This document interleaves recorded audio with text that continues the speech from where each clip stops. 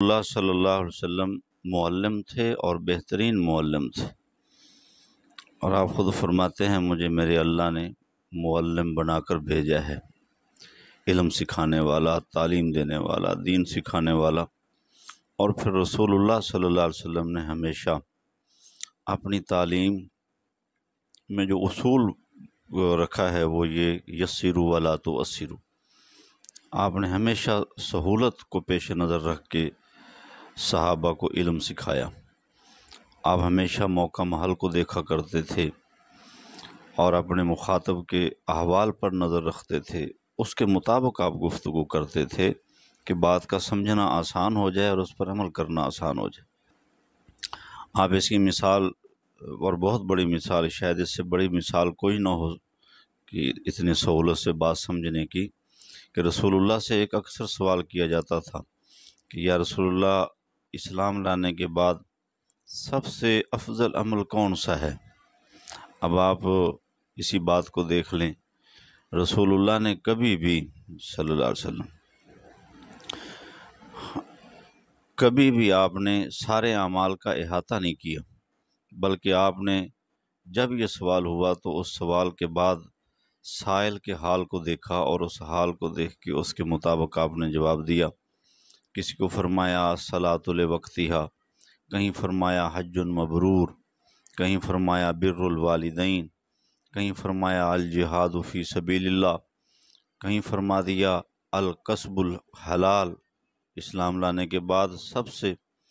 بہترین عمل الکسب الحلال، کہیں فرمایا التودد للناس، کہیں فرمایا الحب فی اللہ والبغض فی اللہ، کہیں فرمایا حسن الخلق، کہیں فرمایا ادخال السرور علی المومن، کہیں فرمایا العلم باللہ، کہیں اطعام الطعام، کسی کو طیب الکلام، کسی کو صدق النیہ، کسی کو الحال المرتحل۔ غرض اس کے علاوہ بہت سارے جواب آپ نے دیے۔ آپ نے ہمیشہ جب یہ جواب دیا کہ اسلام لانے کے بعد، ایمان لانے کے بعد سب سے افضل عمل کون سا ہے، تو آپ نے سائل کے حال کو دیکھا کہ اس کی ضرورت کس بات کی ہے، اس کے مطابق آپ جواب دے دیا کرتے تھے۔ آپ دیکھتے اگر کوئی جہاد میں سستی کر رہا ہے تو فرماتے کہ سب سے افضل عمل جہاد، یعنی تیرے لیے جہاد۔ کہیں دیکھتے نماز میں کہیں سستی تو آپ فرماتے اسلام لانے کے بعد نماز۔ بلکہ ایک موقع پہ تو یہ فرمایا کہ اس نے پوچھا پھر یا رسول اللہ، فرمایا نماز۔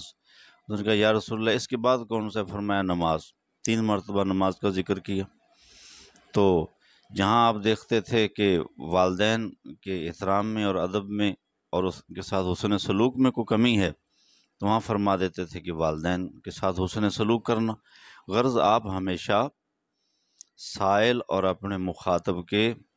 حال پر نظر رکھ کے جواب دیا کرتے تھے،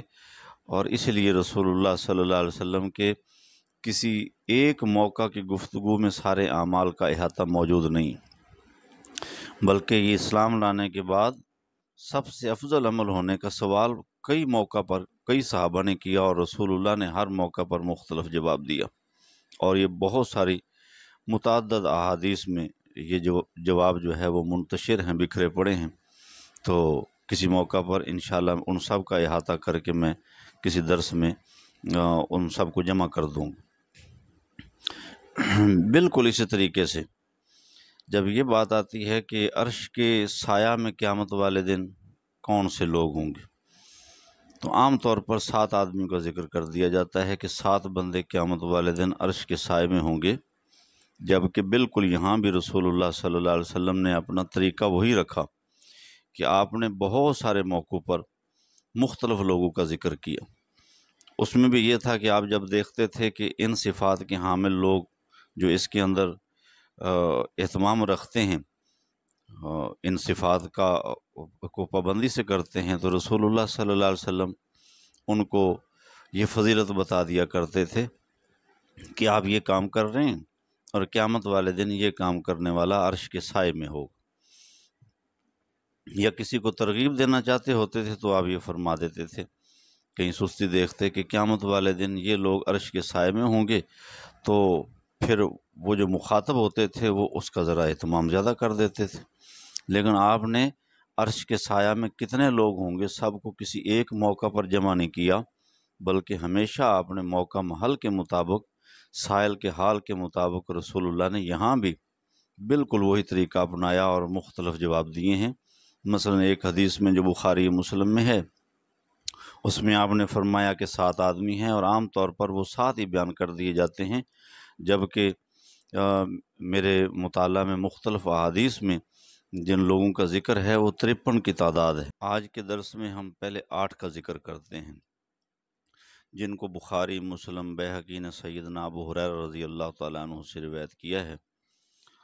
تو 7 بخاری اور مسلم کی روایت میں ہیں،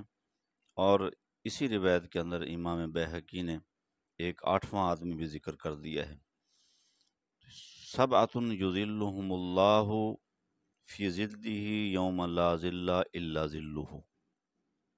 7 آدمی قیامت والے دن عرش کے سایہ میں ہوں گے جس دن اللہ کے عرش کے سایہ کے علاوہ کوئی سایہ نہیں ہوگا۔ پہلا الامام العادل، یعنی انصاف کرنے والا بادشاہ۔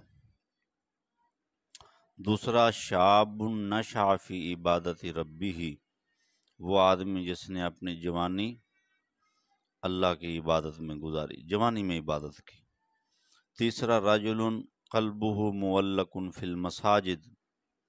وہ آدمی جو مسجد کی انتظار میں رہنے والا، نماز کا پابند، مسجد کی انتظار میں رہنے والا تھا۔ رجلان تحابا فی اللہ اجتمع علیہ وتفرقا علیہ، وہ 2 آدمی جنہوں نے اللہ کے لیے محبت کی اور اللہ کے لیے ہی آپس میں نفرت رکھی، دوستی اور دشمنی کا معیار ان کے اللہ کی رضا تھی۔ رجل طلبتہ امرأة ذات منصب و جمال،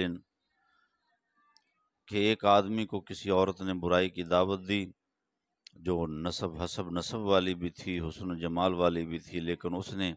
آگے سے جواب دیا انی اخاف اللہ، میں اللہ سے ڈرتا ہوں،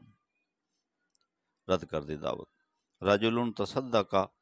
ایک آدمی نے صدقہ کیا، فاخفا،